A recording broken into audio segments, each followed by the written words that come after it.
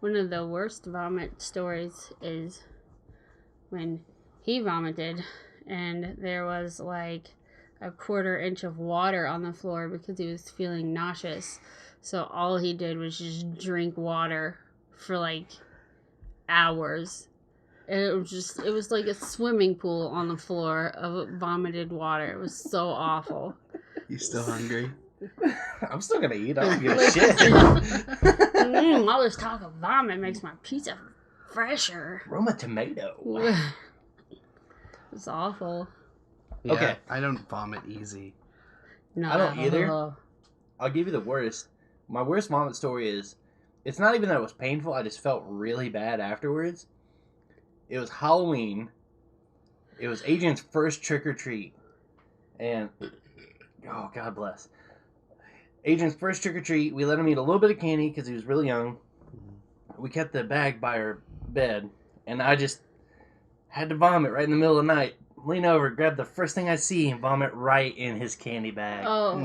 The guilt was real, because I ate like 3 or 4 Reese cups before going to bed, and I just see Reese, like the Reese chocolate peanut butter mix. Yeah. Yeah, it was bad.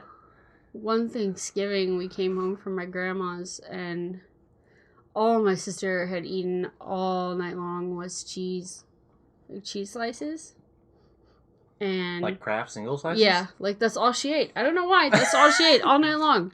And we get home and she's walking past my backpack that's full of like school books and homework. And she's just like, whoa! And I'm like, really? Really? It It was awful. It wasn't even like, I don't think it was even, intentional. I think she just was grabbing the nearest thing to vomit into. Oh, look, school books. Yeah. Welcome to the Potato Miners podcast. I'm Sunshine. I changed my name. Deal with it. I'm ThirdxTrick. And I'm Quantum. These two losers are still the same people. I'm going to call you Quantum the whole time, by the way. That's a lie. I'm dedicated to the idea. Yeah? Anonymity. It's like a warm blanket. Oh, God. That's a quote from something, but I can't think of what. Mm-hmm. We talked about it last time. What's it from? I can't think of it. Mission Impossible. Okay. That's what Max says. Yeah. I only know a little bit about the show. I don't know enough. No, it was from the movie. You know The Tom what's Cruise like movie. a warm blanket? What? A warm blanket. Sheets out of the dryer. That's like a warm blanket. It's... Underwear out of the dryer. Ooh. Underwear's out of the dryer. Nothing makes It's me happier. different. It's different if it's compression shorts. Have you ever worn compression shorts? No. No. Okay, well, they're really good for like activity and stuff like that. Mhm. Like when I ride my bike, if I know I'm just going for like a 30-mile ride, I'll throw my compression shorts on. They're more comfortable, easy to move in. Well, straight out of the dryer, it's like Satan is chewing off my dick. It's not like a warm embrace. It's like a scold from a shark. My balls! Like, it's awful. That's the way for me saying my balls. Oh, nice. Yeah. Now we know what it looks like. That's what my wave balls look like. Ew. Don't we have topics?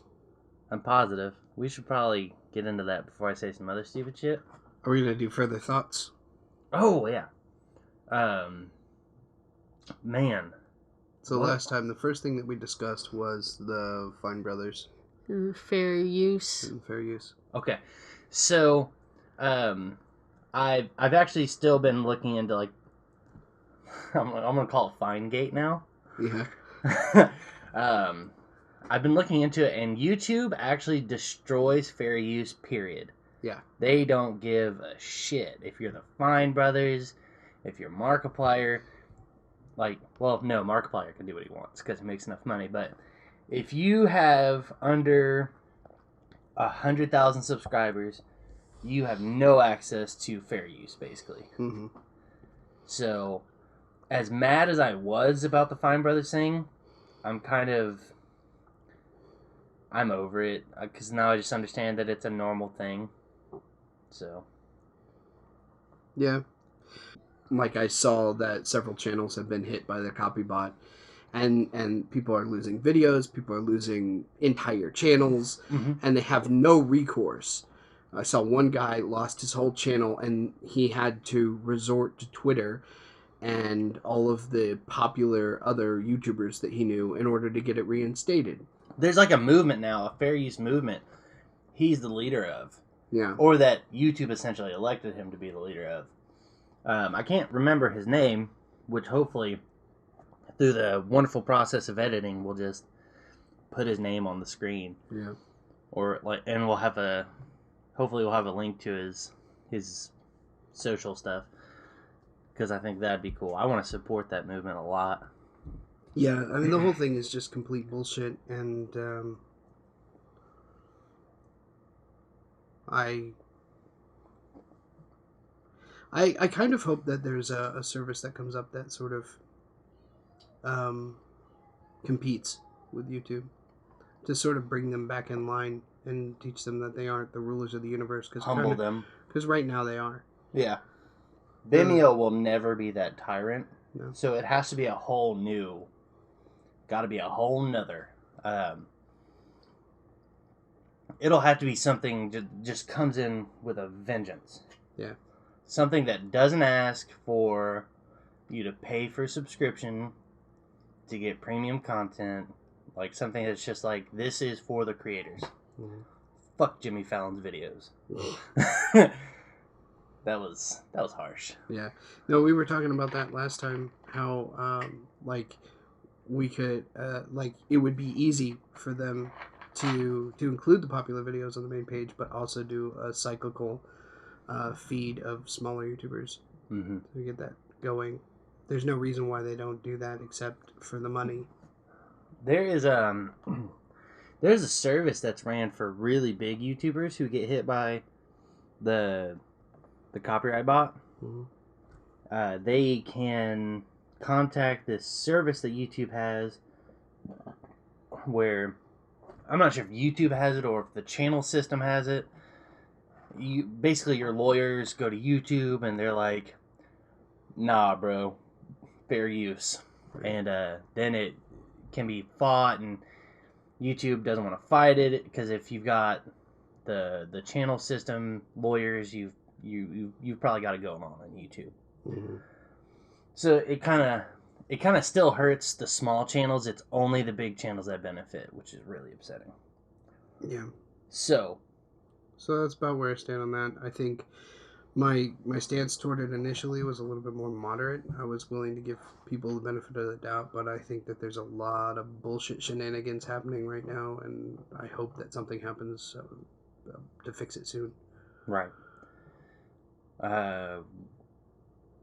Do we need to wrap up for the criticism?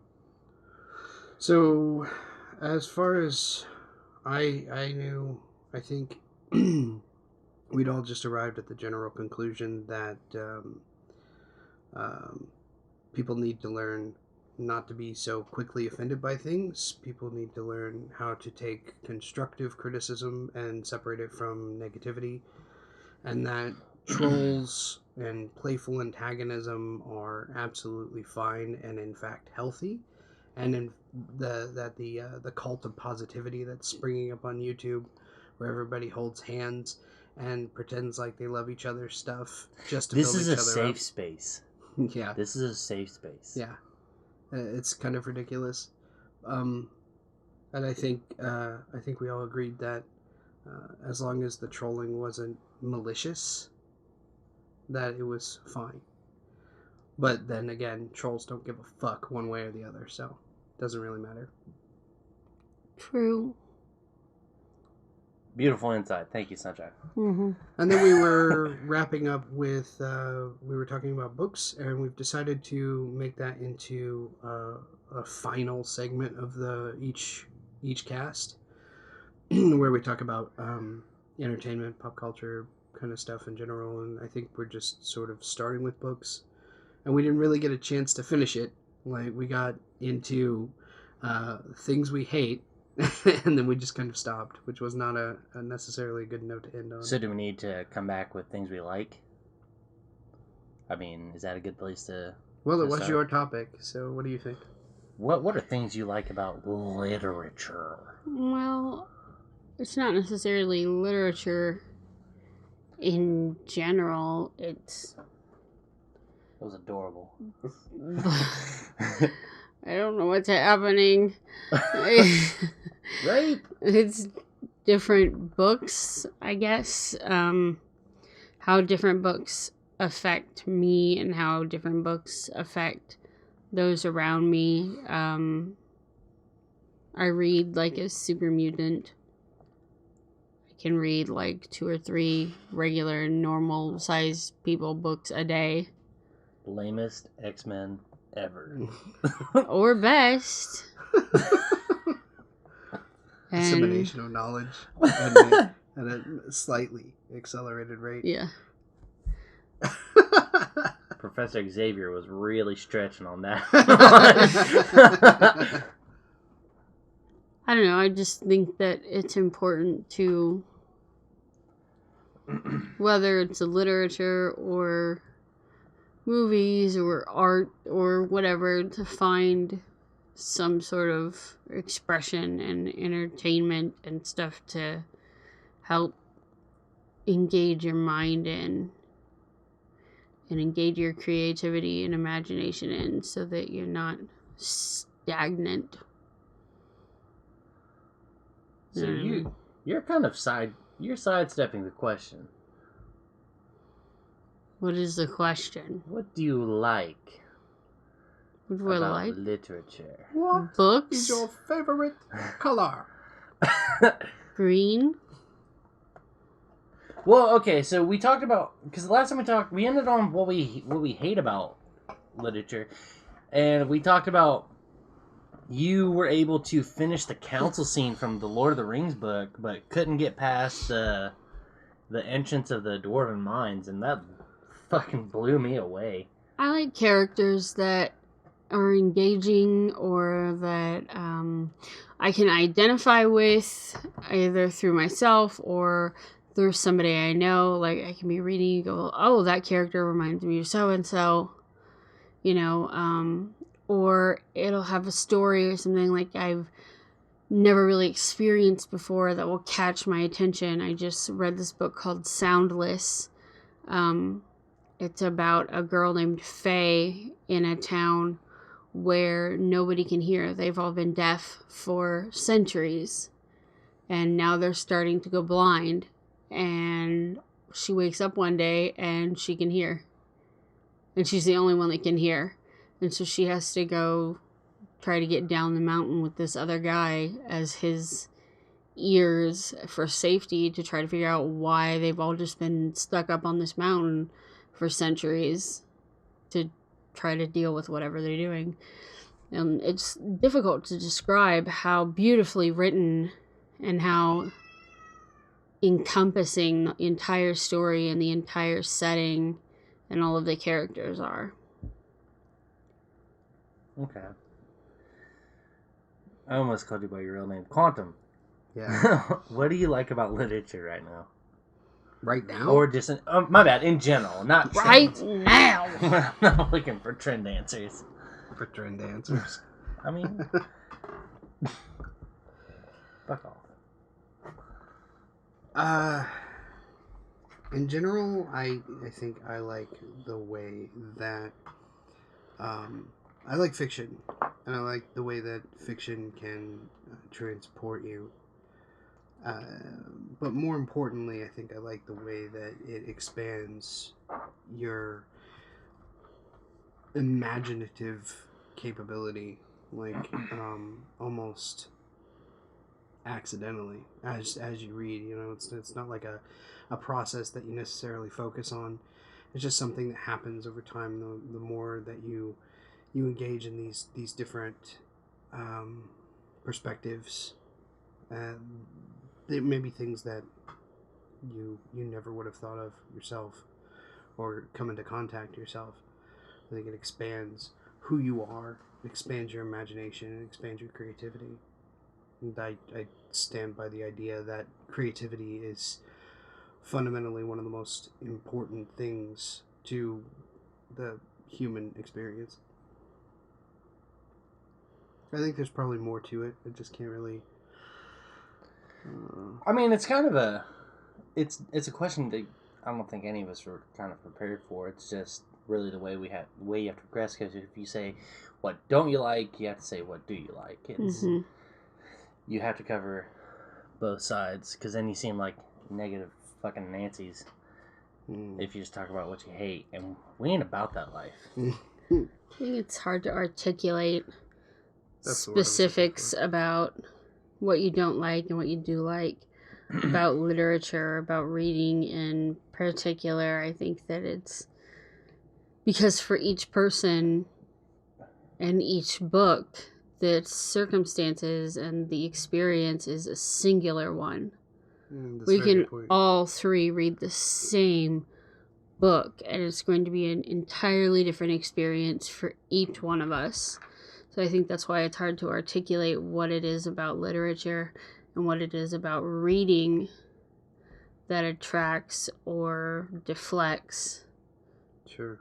So there's a specificity in individual experience, but it's a very broad subject, and it can apply to everyone. I mean, okay, so what I like about literature, the books that I read, I particularly enjoy a story that starts out with someone having to overcome anxiety or put into situations that would create tension in yourself.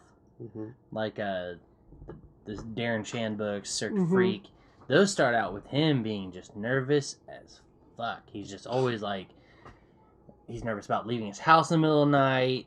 He's nervous about going to the freak show. It starts out with him just being scared but overcoming the whole time. B doesn't tend to, from the zombie series that he writes, she doesn't tend to be scared. She just tends to be a ball of pent-up aggression instead of, like, nerves. She's just this ball of pent-up anger and aggression. So, just on the subject of Darren Shan, because I think this will go well into another subject we'll talk about in a minute. I think Darren Shan writes series about, you could say it's a metaphor for development. The Cirque du Freak books remind me of someone who has just serious anxiety and has to overcome it. The Demonata books remind me of someone who has a form of autism and has to overcome it.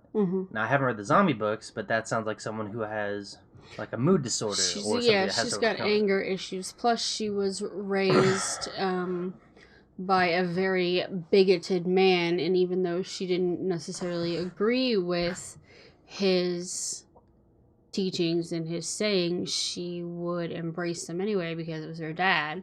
She'd be like, well, my dad said it, like, so it must be true, that kind of thing. So she had a lot of confusion, conflict, that kind of thing.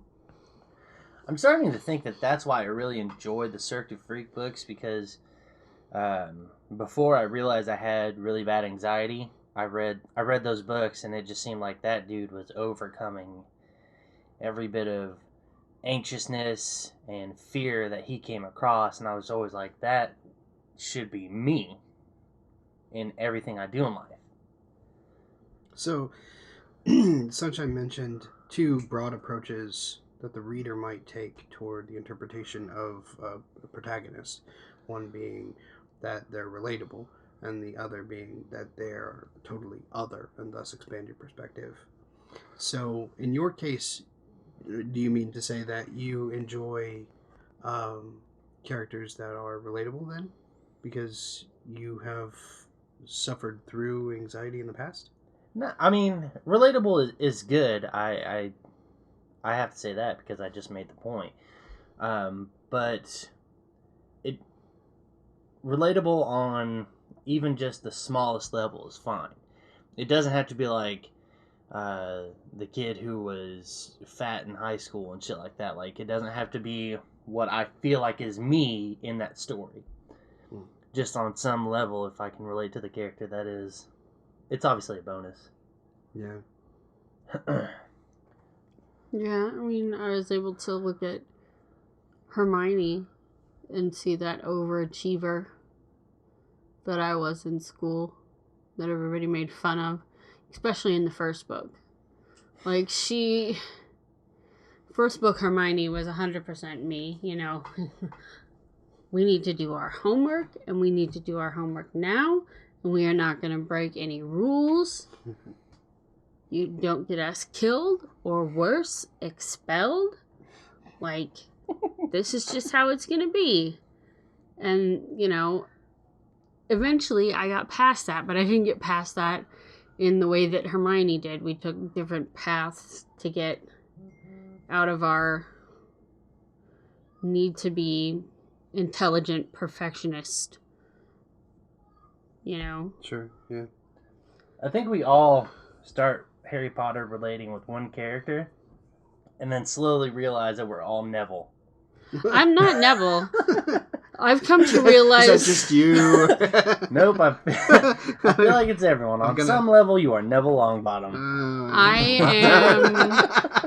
I started as Hermione Granger, and let's be real, I've ended as Molly Weasley. Yeah. No, that's good. That's a good...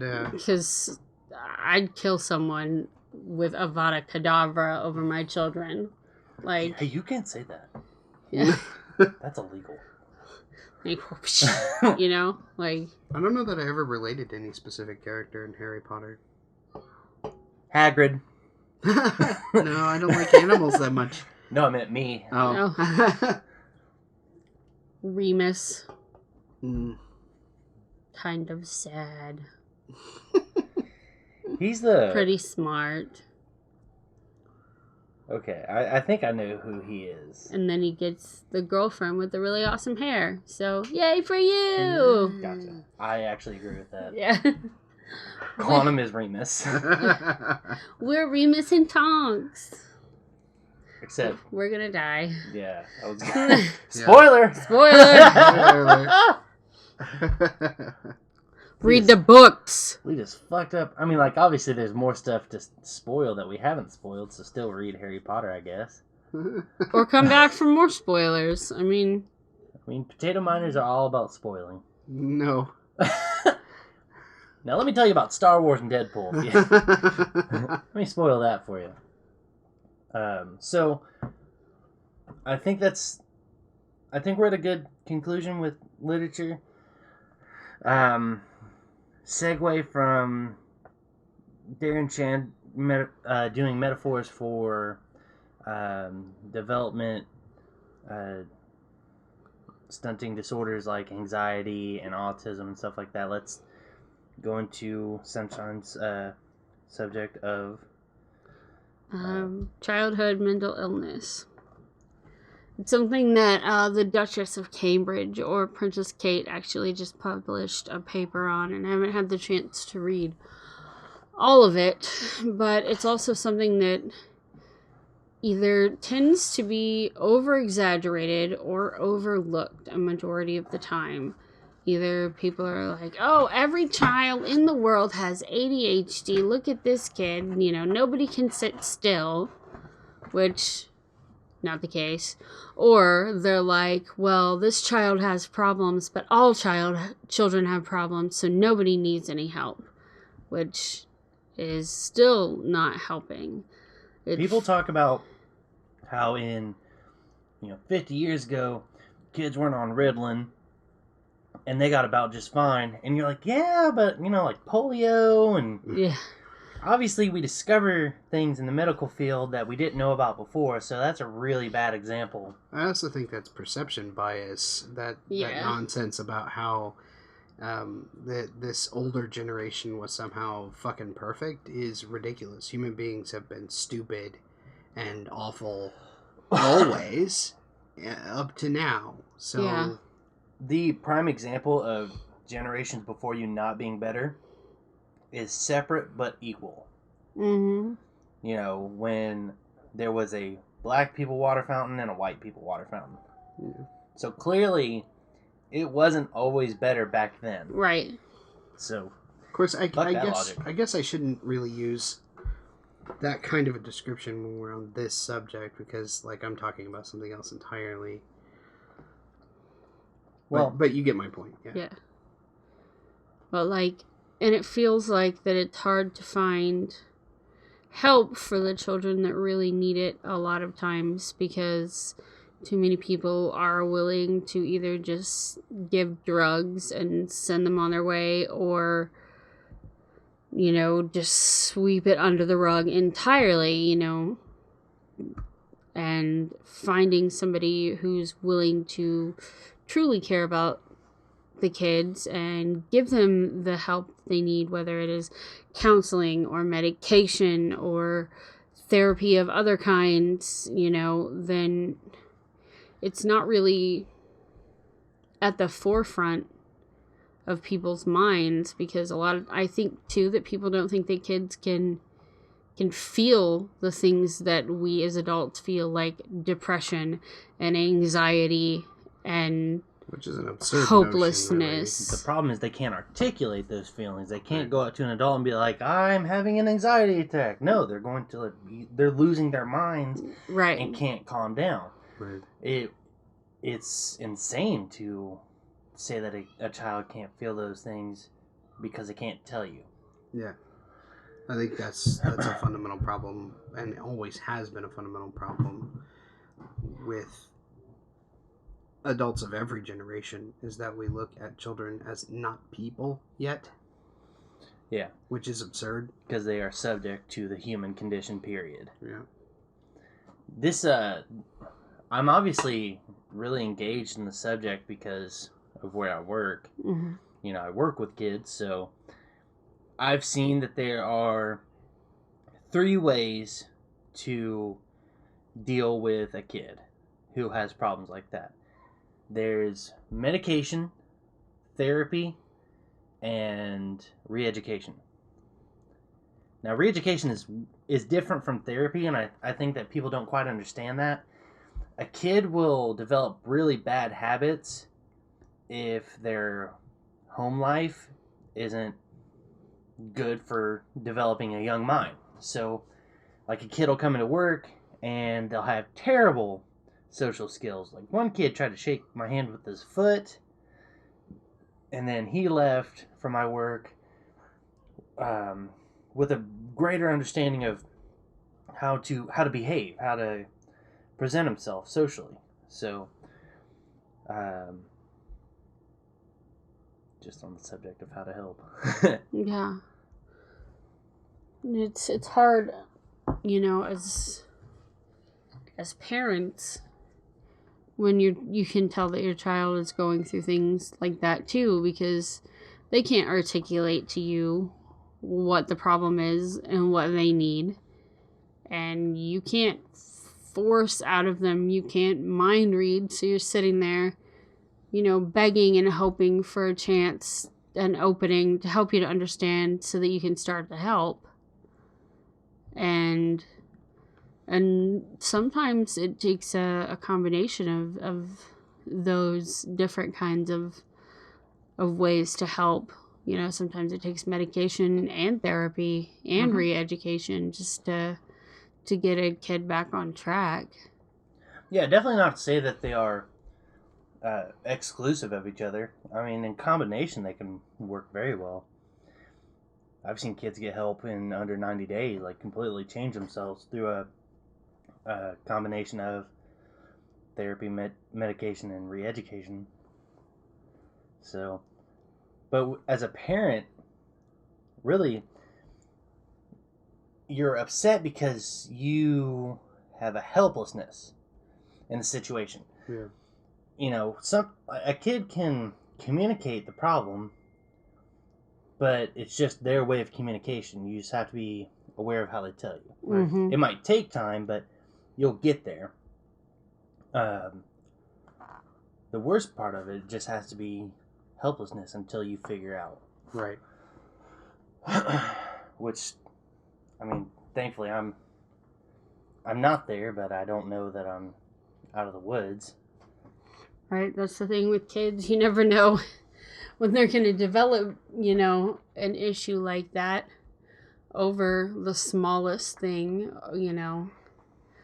And I think probably almost every kid, almost every human is going to go through a little something like that at some point, some form of anxiety or some form of depression, because it is a very real thing, and it affects people younger and younger because real life is starting to affect people younger and younger. It's not like how it was when we were little kids, where it was, the finances and the bills and the house cleaning and, all of that stuff was dealt with by your parents, and you just came home and went to school and rode your bike and did your chores, and that was about it. That was pretty much your responsibilities.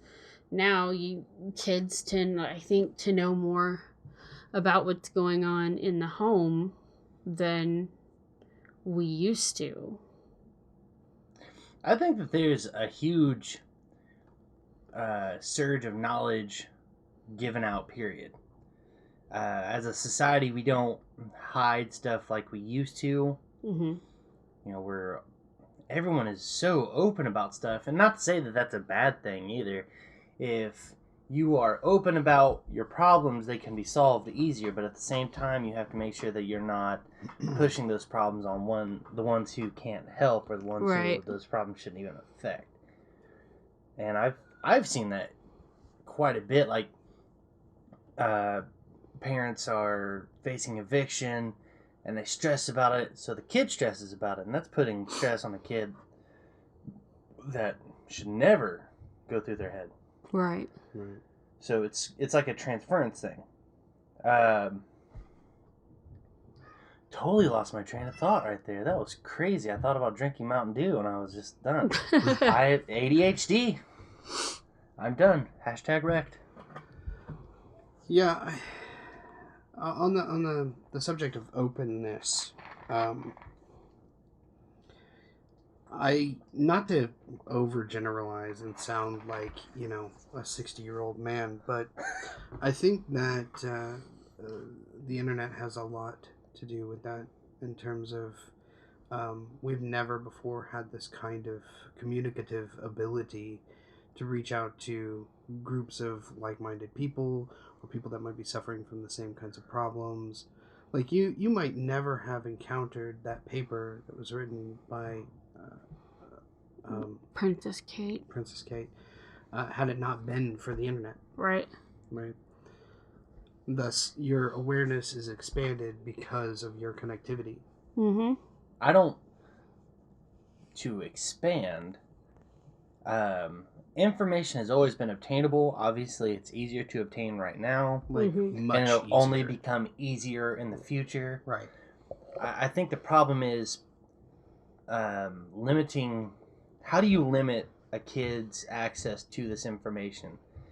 Because my 5-year-old has a cell phone that we don't use, that we put on Wi-Fi so we can play some games and control Netflix with, and you guys have that Amazon tablet for... parental control programs are becoming more sophisticated, but they're still extremely limited. Like he was super sneaky about that. Like, I had signed him on to his Facebook so that he could send his grandparents messages, and the next thing I know, he's managed to subvert through Facebook to get on YouTube, and I'm like, wait a minute,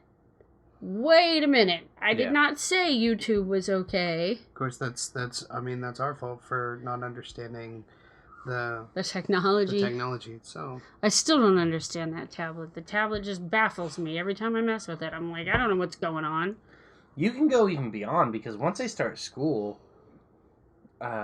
you have no control over what information they receive, which is a huge issue for me, because I remember going to school, and some kid was like, hey, do this, and they can't block you on the internet. And I just looked up all kinds of stupid stuff. Yeah. Mostly anime porn. Perk the homeschooling and the fact that he's on my computer, not gonna happen. Yeah. I mean, he's got a computer once, we start using that, but he'll still be monitored because we're his learning coaches. So, I mean, but that's still going to be true, as he engages in more and more, what's the word I'm looking for? Recreational? Yeah, outside home recreational activities. Yeah, you obviously can't control everything. Not to mention, children are manipulative. Yeah. Period. Good kids and bad kids. So, not to say he couldn't wait for Sunshine to have to go to the bathroom, like she often does. That she goes up, and she's giving me the finger. By the way, there's no video. So you could go to the bathroom, or Quantum could go to the kitchen to get his life source, and just those few seconds he could start doing something that I like it that when I say life source, you're immediately like, yes, consume. Not a sponsor. Triggered response.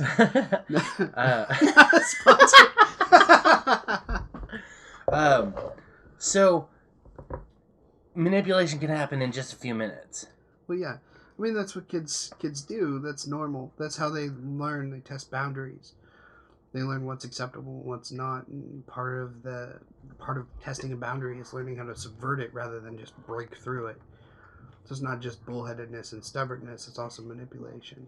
Yeah, we're working with the I say no. He asks dad instead.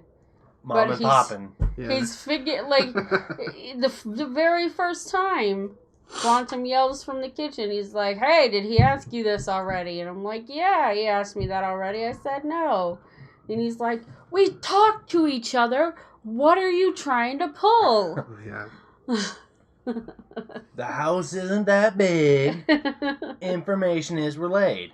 Now, I would say that it's not necessarily always a bad thing. Like, I wouldn't want to have a situation where the parents are in 100% full control of all the information that the child receives. That sounds like a nightmare scenario to me, actually. Mormons. Because I know a lot of stupid people.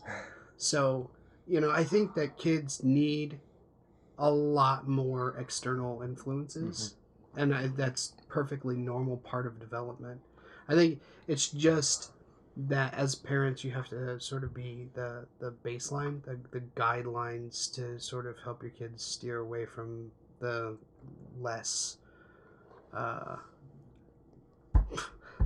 good ones. I actually really appreciate, and this might sound weird, I appreciate manipulation from a child because it lets me know that they are mentally self-reliant. Mm-hmm. They're thinking, they're clever. Yeah. Sure. It means a lot more to me than physicality. Right. I would much rather my kid be able to talk his way out of being grounded than to threaten me or something. Oh yeah, ours couldn't threaten a friggin' housefly, but he could probably talk his way around just about anything. I'm gonna get back around to what I was trying to say.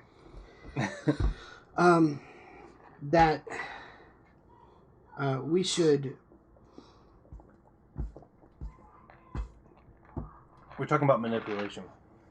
It's really hard to focus when you're making frog face at me. I don't even know what to do with that.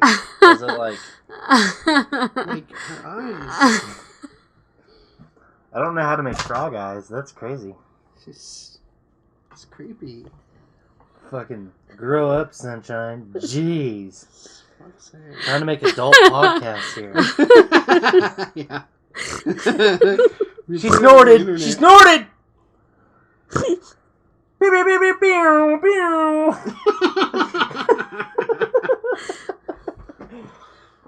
She snorted! Shots fired! Shots fired! Oh, God, that's just wrong. I don't think I want to see. Okay, no, just show 10. Sorry. What the fuck is that? Your face was so small! Right? It's fucking disturbing. Jesus Christ!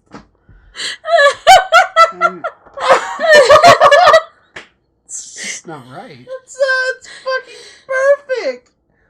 I took a picture of it and I set it as the backdrop on his computer, and he didn't know, and he went and he closed the window and it was there and he screamed. Fucking jump scare. It's not right. Oh, God! That's I can't remember amazing. why. Oh, we saw somebody, like, it was a meme going around Facebook with, like, somebody doing a face like that, and I was like, I bet I can do that. And it's turned into something with which to terrify him for all of eternity. That was perfect on so many levels. If you have that picture, we have to superimpose it on the podcast. I don't think so. Like, We can get it. She can make that face at any time. like, I don't know. I don't really want to subject tens of people to The first one being our parents. Yeah. So my mom's not even going to be shocked. She's going to be like, I know that face. that's the same face that I saw the day she was born. Oh, God, I hope motherhood. Have you never heard my mother call me an Ugliest alien baby? Oh yeah, that's because you had a giant dome. I have a small dome Yeah, now. Look to at be your fair, dome. your dome is pretty average. Yeah. And then there's me. Yeah. And then there's Sam. Well,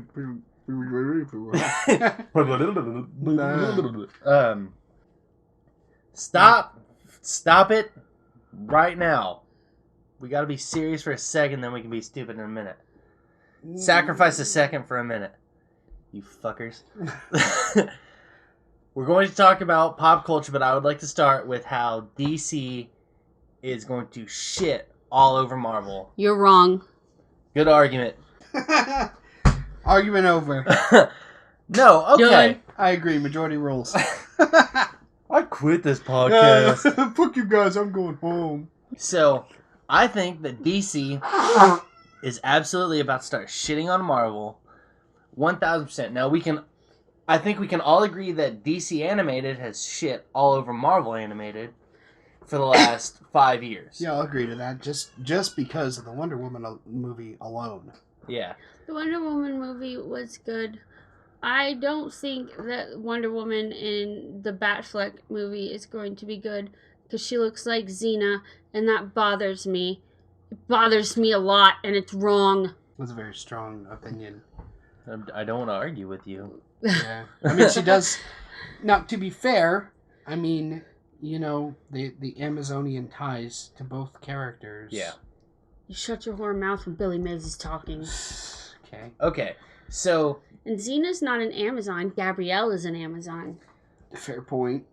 But Warrior Woman is retold 1,000 different ways, but it is still the same Warrior Woman. Amazonian, Warrior Princess. I can't think of any others because I'm stupid. You get the point. Now, her costume is set up to match the color tone of the movie. You know, in the Justice League movie, it might be completely different. Yeah, but Superman's wearing his red and blue. But his cape is like, it's not red, it's burgundy. Everything in the movie is dark. You Is know, he still gonna have the S on his shirt? and it's gonna be dark as shit.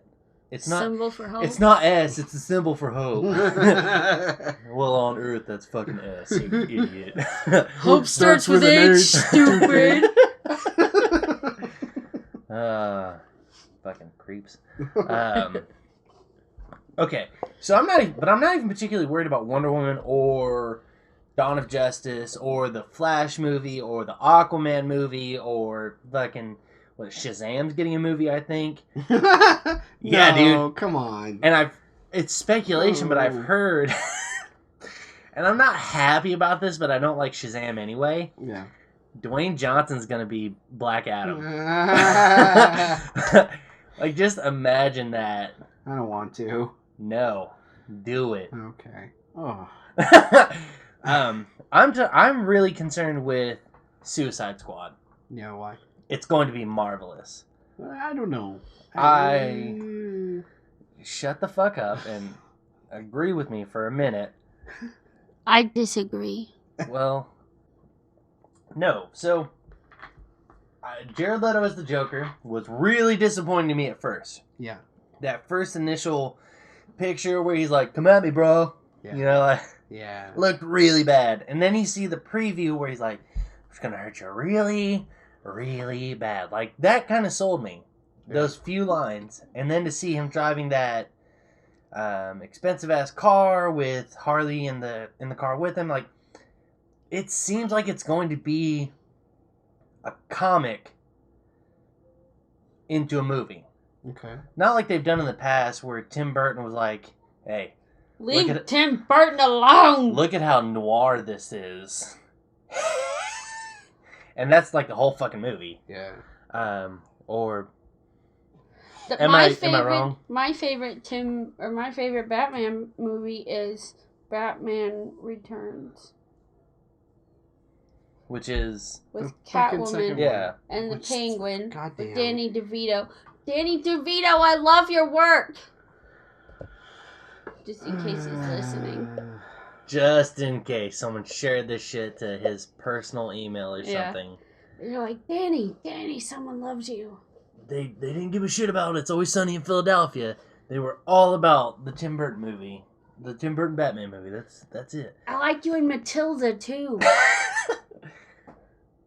Fuck. You're derailing me really hard, and I'm trying to win. So stop. Okay. I never said I was gonna fight fair. That's, well, fucking.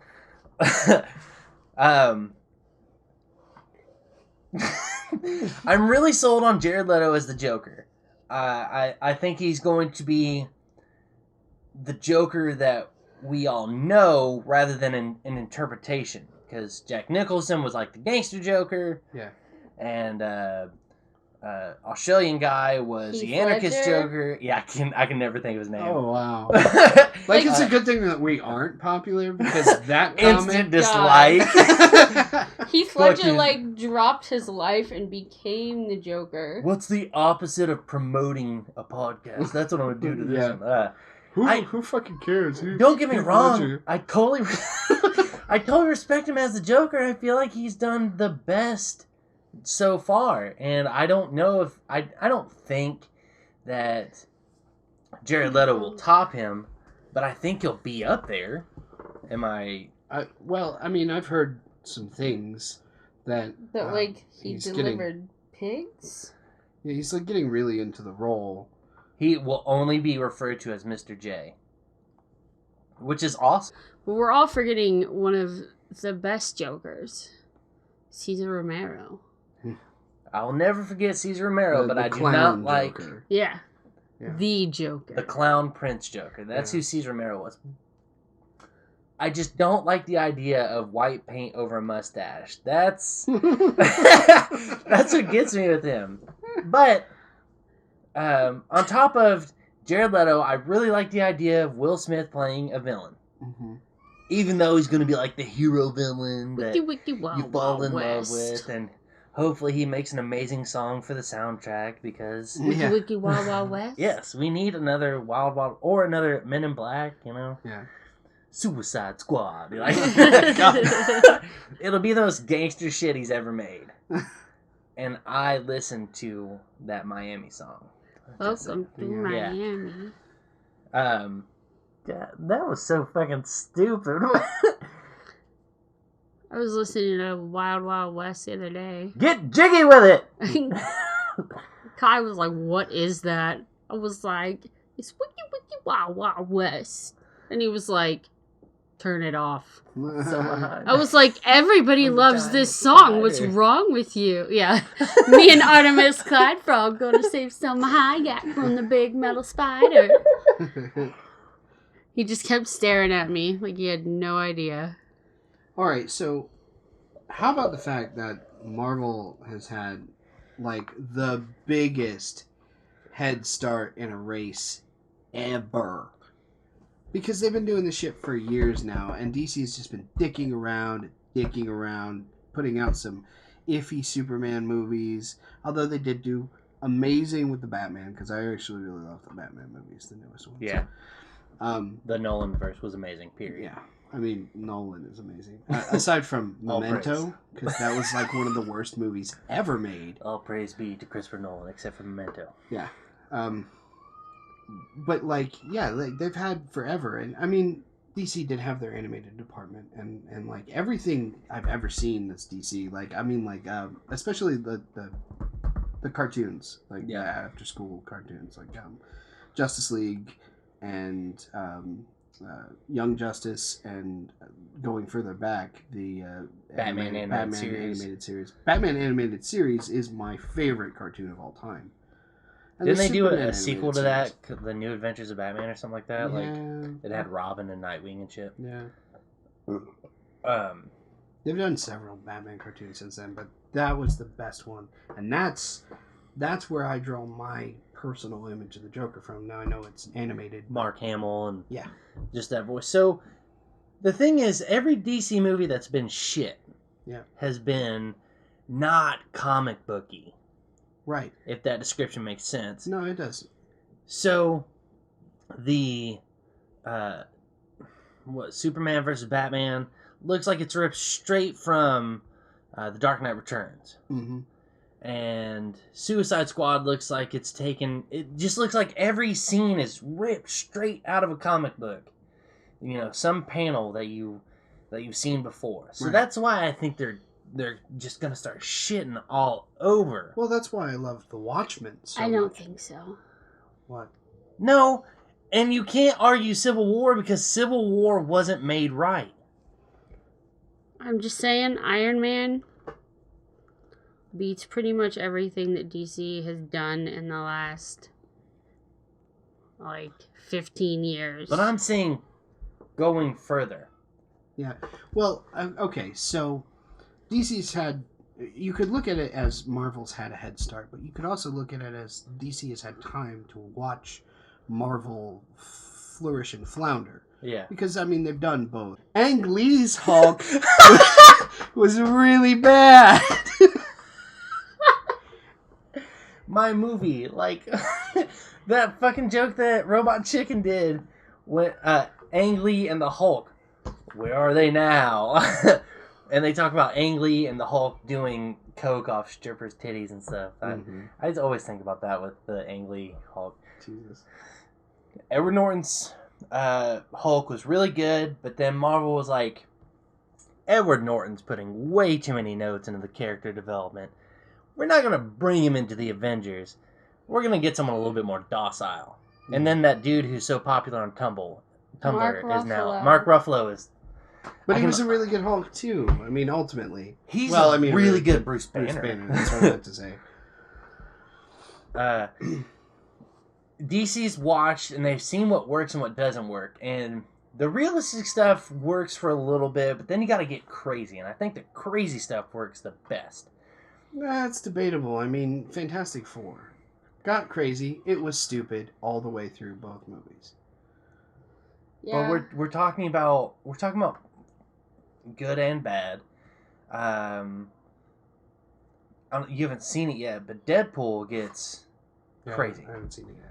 And it's amazing. It's the highest grossing superhero. Right, yeah. Well, I think it's actually the highest grossing opening weekend movie of all time. $140 million or something, like in 2 days. Yeah, I saw that article. So, officially, the formula for success is to say we can't go too far as long as we stay true to the spirit. Right. Which is really how every reimagining should be. The problem with Fantastic Four was they had no source material left when they went too crazy. They're like, fuck it, Silver Surfer. Yeah. He's a bad guy the whole time and won't tell us anything. It got real dumb. We saw that movie on our honeymoon, and we also saw the Surfing Penguin movie. Oh. And the Surfing Penguin movie was much better. Much better. I'd imagine after the Silver Surfer movie, you two were thinking about divorce. Well, this has been a really... This is how we end it. Thanks for the memories. Yeah. Except for this one. I won't cherish them. This could have been better. Should have seen something else. Fuck. Hopefully I won't ever see you again. Yeah. Now, I was mentioning The Watchmen earlier. You said that having it pulled straight from the comic, like... Yeah. There are a few scenes, quite a few scenes, in fact, in The Watchmen that look like they just filmed the fucking comic book page. It's brilliant. I mean, obviously, a little bit more of an obscure comic, but you do that kind of a thing with something that's a little bit more mainstream. Now, I don't know that I'd call Suicide Squad mainstream, but if I think that's why it might succeed even further. Because it's something new, and people have seen a billion versions of Superman. Nobody gives a shit anymore. Yeah. Yeah. So they're bringing in... Suicide Squad has really, like, B and C villains. I mean, other than the Harley Quinn. No one gives a shit about Killer Croc. Right. No one cares about Inferno. No one gives a shit about Slipknot. No one even knew he was in the movie till some guy was like, that's Slipknot right there. I can tell by the nooses on his belt. Like, that's how that happened. No one knew Slipknot was in the movie till that guy. Mm. I'm that guy. So they've got characters no one knows about, so they can just go over the top as long as they stay true to the comic. Sure. Well, and I think as a supporting point, DC's already opened the door to visual superheroes through their television shows. We've got Arrow, we've got The Flash. Some of the I mean, Arrow is probably my favorite superheroic television show ever. Like, Have you been watching? Yeah. Like, are you caught up? Yeah. I think it's in a real lull right now. It is kind of backing off because it was pushing real hard. That's what Arrow does. It gets Smallville. really good. I still felt And like it gets bad. Smallville was great, but it was a little episodic at times. You know what I mean? And I think that if Smallville were produced now, It would be under less those kinds of writers and directors, it would be much better. And what's going on with Supergirl? It's kind of awful. It's on a different It's on a different network. It's not the same people. Although They're going to do a crossover. they're doing Legends of Tomorrow as well. Legends of Tomorrow. It's amazing. I've watched the differ first on episode. that a little. I think it's good, 'Cause but I I think think- it has a potential to I go just think like the first season that of Arrow. Rory becoming a Time Lord is the best idea ever. Like, that's what you're stuck on. Like, it doesn't matter what else happens. And then Rory, as whatever his name is in the show, gets to hang out with another Rip guy. Hunter. Rip Hunter. Gets to hang out with another guy What a superhero who name, by looks the way. like Yeah? he should be like an amazing, like, badass Russian hunter that drinks vodka all the time. But this guy's name is also Rory. So they're the Rorys. And the Rorys are going to kick ass. He's probably the best character on the show, surprisingly. The Rorys? Right. I posted on Facebook that Legends of Tomorrow is, in quotations, not Doctor Who. Yeah. It's not Doctor Who. It's It's not. a little It's Doctor got Who. time travel in it. Time Masters. It's a little Doctor Who. It's pretty Doctor They're Who. not Gallifreyans. Nope, they're time masters. They're all assholes. Let's see. In America, we have masters. In England, we had lords. Oh! Well, in England, they had a master too, but... It's different. He was a bad guy. That's how nerdy we are right now. No, I think that so far that it's good. It's got potential, but I think that it's kind of like the first season of Arrow and kind of like the first half season of Flash, because Flash learned from Arrow.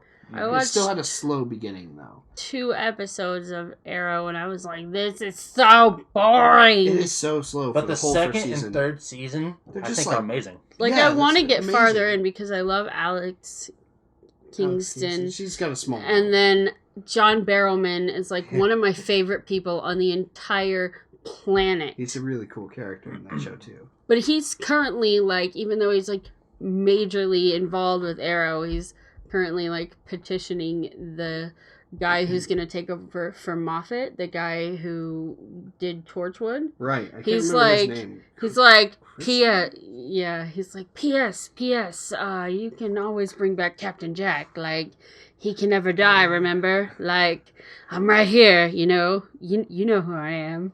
I have such mixed feelings about that. Because we never watched past the end of...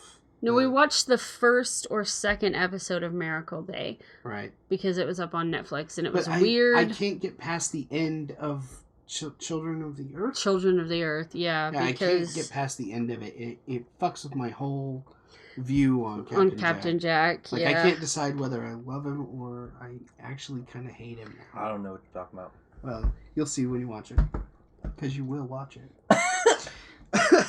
Put the gun down. Like you will read the 7 Harry Potter books. Dear J.K. Rowling. Oh, come on. I live in a house with a husband who won't finish my favorite series. Someone's taking notes like Quantum and Sunshine of Mary. Yeah. Gotcha. How long do I have to wait before divorce is a viable option? I'll get to it. Somewhere around the second Fantastic Four movie. Yeah. So Damn it! I'm almost 10 years too late.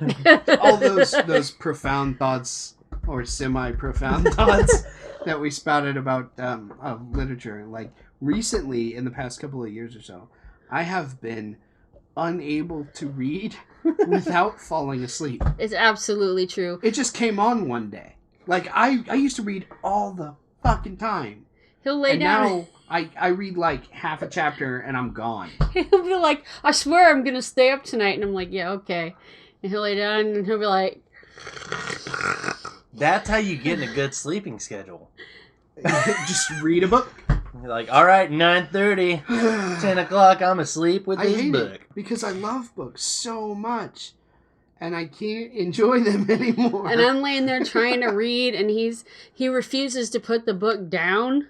Like he's sleeping with it half on his face, half awake. He's on his back, so he's snoring mega loud. And meanwhile, like, I watch the stupidest shit ever on Netflix or YouTube, and I stay up all fucking night. I don't understand it. I don't understand why my brain has decided to betray me. Just on the subject of YouTube diving. One night I started out looking up how to mix vocals with recordings. And 3 hours later, I was watching how to make medieval armor. I have the same thing happen on Wikipedia. Like, I went on there for... I don't know. I went on there to look up, like, Anne Boleyn's birthday or something. And somehow I ended up looking up, like, the last black rhino in Africa. I was like, how did I even get here? How did I get here? What a jump. Yeah. Wikipedia is a rabbit hole. I don't know where I am. Oh, I end speaking up of with, like, rabbit 15,000 holes, tabs open. somebody did not know that the song White Rabbit I didn't know what the name of the was goddamn- about Oh, shut up. Alice in Wonderland. Really? Yeah, I just didn't know. And I'm like, I never... where do you Okay, live? so, like, I didn't actually start like, memorizing band names and song names until I was in my 30s. You know? Like, I just kind of... What a strange quirk! Yeah. Hey, you know the song? Nope. Nope. End of conversation, motherfucker. Yeah. You better pull up a clip of it. Yeah. But the fact that they're like, you know, go ask Alice when she's 10 feet tall. Like, that doesn't occur to him that it could be about Alice in Wonderland. I was listening to the sound. In fact, I would argue that the majority of people that listen to fucking radio music don't really listen to the lyrics. They just listen to the sound. Do you know That's how why easy pop it music is is so popular. to learn a Kesha song? He you does. can learn the lyrics so He's quick. a Kesha fan. Tonight we're going hard, hard, hard, hard, hard, hard. I like It's like this. the world is hard, hard, hard, Like, hard, hard, he hard. went to a wedding and I was at Kings Fair Island. use. That's fair use. Yeah. Fair use. He went to a wedding and I was at Kings Island and like we ended up, you know, I came home and he was like, so I learned tonight at the wedding that I really like Kesha. And I was like, well then. Hold on. Strike two. You made it through the Silver Surfer without a divorce. Yeah. He hasn't finished Harry Potter. And he likes Kesha. Divorce. Now. What are you waiting on? He's, Quantum, I like you, but I'm ending your marriage, right? I have a lot of good qualities yeah, too. he's really good at butt touching. Oh. Ooh. Now I know. People won't get that, and that makes me happy. Anytime I just say ... and we're all just like, oh! Like Kelly Bunny just walked down the steps. Nobody's gonna get that either. Jesus. That's amazing. I mean, Way to date us. God. you know, when they're replaying episodes of Married with Children, and it's on Netflix, they can't play the original theme song. Why? Oh yeah. Because It's a Frank Sinatra song, yeah, isn't he it? won't let it go to those other sources. Now that the show it's syndicated, so it's playing on multiple networks and it's streaming. So he is he still His alive? estate. I'm pretty Yeah, his sure estate. Sinatra passed. His estate won't allow it, which I'm pretty sure is his wife is the head of the estate. His son would be like, whatever, I don't care, Family Guy. Yeah. Like that would be his thing. So yeah, when you watch it now, it's some weird theme song that just doesn't make sense because you're just always like, and this one's like, oh no! Did you see that Carly Rae Jepsen recorded the Full House theme song for Fuller House? Is that? She's the Hey, I just met Oh man! Oh Yeah, she did the theme song no. for Fuller House. Yes. What a letdown! Immediately, can John Stamos save that? Like, Save it, John Stamos. John Stamos and the Beach Boys. That's what they Yes! fucking should have done. exactly. Oh my god! Jesse and Except- the Rippers. Now all that stuff about the Beach Boys being satanics out, so I don't think they're really like one of the Beach Boys is seriously like a Satanist. Oh, wow. So, Well, Awesome. to each his own. well, that's hard to say. Like it's hard to comprehend.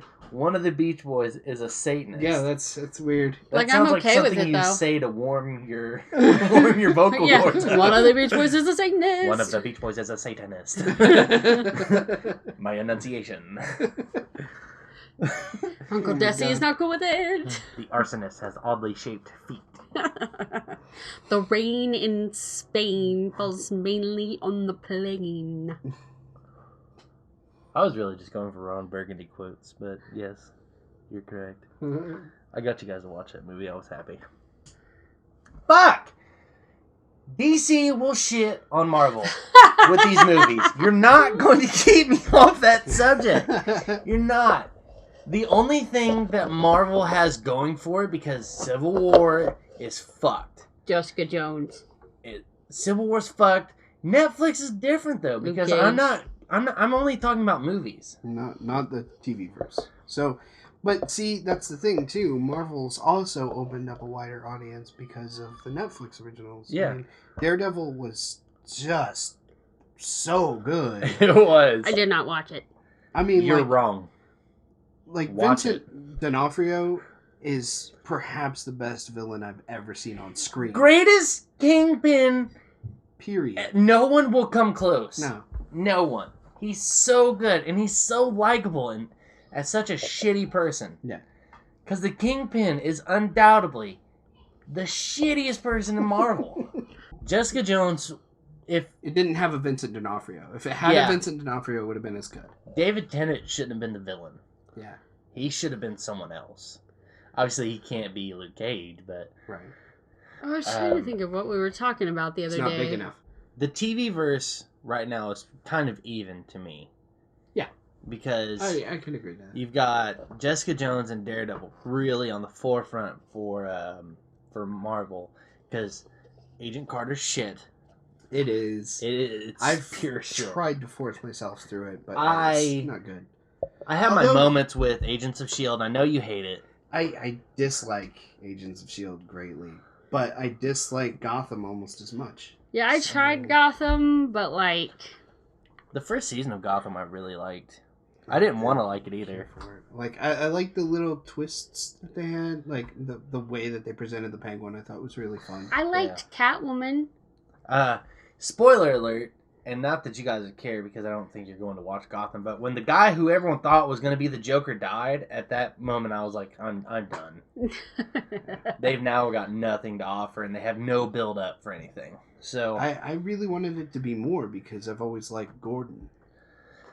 You know, and then the comics. I mean, I remember reading Frank Miller's Dark Knight. Yeah.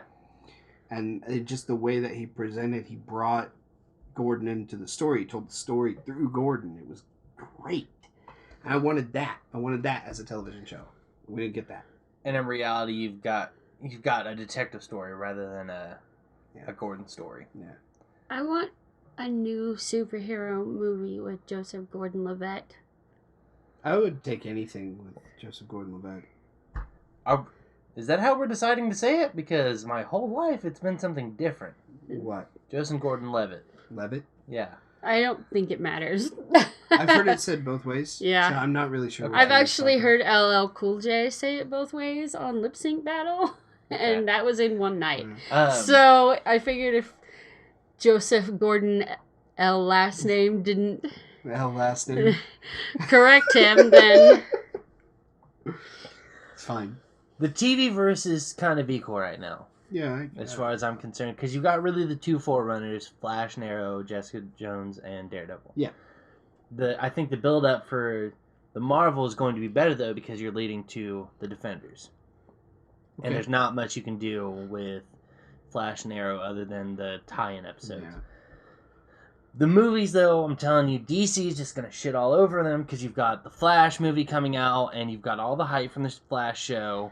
is it going to be the same No. characters? Different We'll see. variant. Then that's going to be different. But DC's doing everything like it's a comic book. They're saying alternate universe. Alternate universe. And that is comic book 101. Yeah, and that's where the Spider-Man movies started to fall apart. Alternate universe. Oh, well, here's Tobey Maguire. Oh, well, here's the guy that was on that one episode of Doctor Who, Andrew Garfield, or whatever the hell his name is. I actually kind of thought that those were better, even though I didn't like. And now we're gonna what's his face as Venom. And now we're gonna Eric retcon Foreman. it again to where it's another where he's in high school again. Yeah, they need to let that shit go. But Make they're a not going to decision. do. They're not going to do the. See, now I'm arguing for Marvel. God damn it. They're not going to do the background story. They're just going to be like, "This is Spider-Man." Yeah. And go. Yeah. They're not going to do the. Oh, I was bit by a spider. Yeah, we've had a lot of Muscles. origin stories Yes. recently. They're not going to do the origin story. They're just going to do. They're going to jump in to Spider-Man. Yeah. So that I think is going to be their saving grace with Spider-Man. The Flash, Aquaman. We might get a Batman movie And I think that would be kind of cool. Standalone Batman. I would say, aren't we? Batfleck. Batfleck. And the Shazam movie, I'm iffy about. Yeah. What about Doctor Strange? Is that DC or Marvel? That's Marvel. Which is going to be really good. With Benedict Cumberbatch. It's gonna be good if Get they that don't do it Cumberbooty. as like they can't do an intro to Doctor. They just can't do an intro. It can't be an origin story. It has to be just like I'm Benedict Cumberbatch and I'm. Yeah. So that's the only way that's gonna be good. That's how it's going to start. I'm Benedict Cumberbatch. And I'm Doctor Strange. Yeah, that's how it has to start. Because if they're like, I'm Benedict Cumberbatch and I'm becoming Doctor Strange, it's gonna be like, no. Nah. Because now you're just going to become more powerful to defeat the villain. That's all it's going to be. Yeah. You're going to have a sudden surge of ability. And Right, like we said, we've had enough of the origin story for now. so, It's fine to revisit it in the future, but... you know, Suicide Squad will probably have like 30 seconds of origin for everyone. And it'll be like an expositional thing. You'll probably get a little bit more with Harley Quinn and Will Smith. Yeah, 'cause Deadshot, that's who he's playing, right? I've seen pictures. Yeah, I've seen pictures from the Harley Quinn scenes. And because they're fucking flooding everything with Harley Quinn. And it's really pissing me off. I like Harley Quinn. Harley Quinn's the best character there. From the comics, but you can't say that from an actor standpoint. Will Smith's going to kill that role. True. Well, I meant characters. Yeah. Actors. So from a comic standpoint, you're right. Harley Quinn is the best character on... She's got, the most fleshed out. Yeah, she's got the... Yeah, exactly. But from an acting standpoint, Will Smith's going to destroy it. Yeah.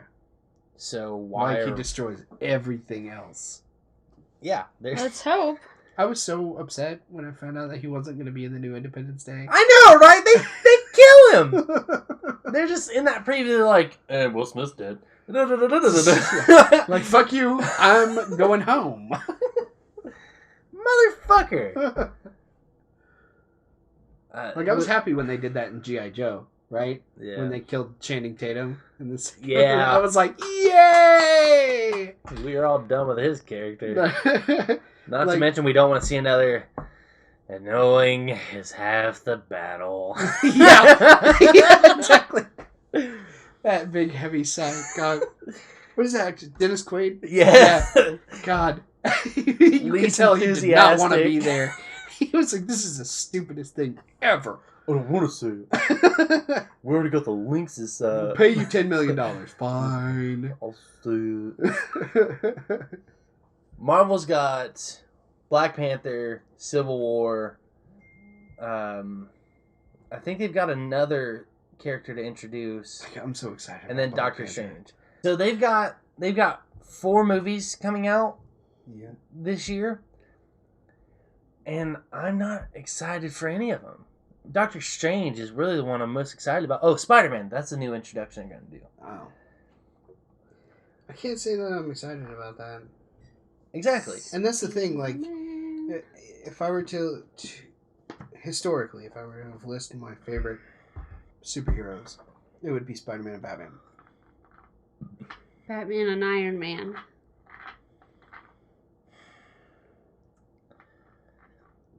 I'm a big Wolverine fan.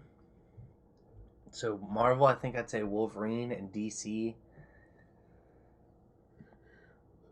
I don't know on DC. That's hard to say. And Wonder Woman. Here's the thing I noticed. In the DC animated stuff, right? Mm-hmm. They take some of the dumbest fucking comic book ideas you've ever heard of. And then they transform them into something cool. They put a little twist on them in all their stuff, and it makes it awesome. If they can transfer that kind of creativity to the movies, I think the DC movies would do a lot better. Because there's a lot of stuff...